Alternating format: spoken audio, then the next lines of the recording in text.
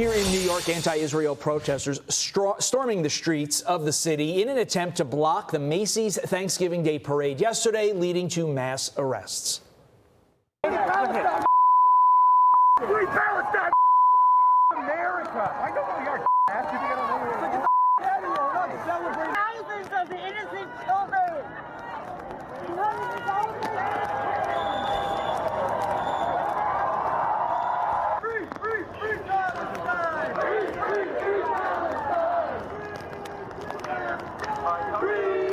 Palestine!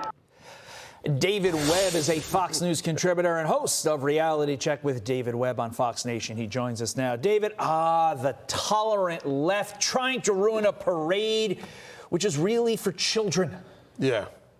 But it's nice to see the cops making arrests. Now let's see if they actually keep them in jail. Why are their faces always covered? Doesn't that make it harder to yell free Palestine?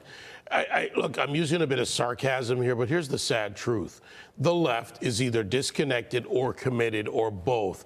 They're not going to stop. They've been rejected, their policies, their attacks on America, on our allies, on people. They have been rejected by the American people in this last election, and now they're doubling and tripling down. The sad part is they are not interested in we've lost, now how do we come around? They're interested in how we drag America further into this. You've got to deconstruct it from the inside. But are they not reading the tea leaves? The country's not there. Maybe when the left was in power, you had a little bit more leeway, but Donald Trump is coming into office. Republicans have the House, the Senate, and the presidency. They also have a majority on the Supreme Court. Your feelings toward the world are definitely not in vogue right now. Yeah, well, what's also back is Constitution, law and order. Now, cities will have to make their decisions, but they will have to comply because they get money from the federal government. At some point, that leverage, right? You were just talking with Brian about tariffs as a leverage, as a negotiating tool. It's going to be very similar with these cities. You have got to protect your citizens. You've got to protect a parade. You have a right to protest. I'm somebody who organized Tea Party protests for tens of thousands of people in New York. I did it right. I did it the correct way, and the protest carried on. That's not what they're doing. They want to disrupt. I have an answer to your question about the masks. I'm told that the center of parades is where COVID really takes hold, especially with Minnie Mouse. She was patient zero. President Biden sharing a grim Thanksgiving message to journalists. Listen to this. You all have a very tough job, and I'm not being solicitous. A really tough job. You turn on the television, you don't see a lot of good news. Even the stuff that is good news doesn't seem to sell very well. And now you have, I forget what the number is, but an exceedingly small number of people watching mainstream television and reading the newspapers. So much to unpack there. First, no good news. I mean, I guess it depends on your perspective on life, but is that your read, David Webb, on the last 3 weeks since November 5th? No good news? First of all, you won't have to turn the teleprompter around anymore to understand the President of the United States. You're going to be able to hear him say exactly what he says, that being Donald Trump. Look, Joe Biden is bitter. And he always has been. He wanted this title. He wanted this job. He's failed. And that rejection I'm talking about, they lost not only the Electoral College massively, they lost the popular vote. And what's not being talked about a lot, but when you start looking at the state legislatures and local races, a lot more wins by people who I'll put them in the non-leftist category.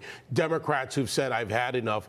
People who've said, this is not the way we want America to go. So they've been rejected. And as far as the journalists, let me tell you something.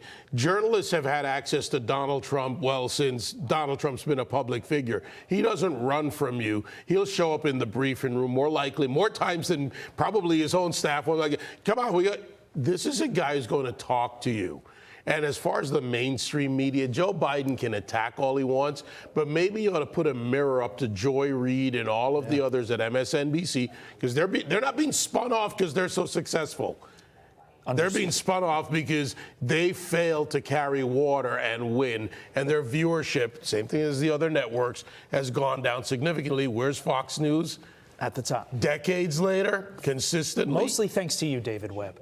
And so we have one more that we want to get on with you. A shocking new report showing that the Biden administration's education enforcement targeted Christian and career colleges more than private and public schools. Look, we all know this ends Inauguration Day when Trump takes over the Department of Education. But what's your reaction to this? Not unusual. Remember the FBI in the Richmond office targeting Catholics, going after people. Remember Barack Obama?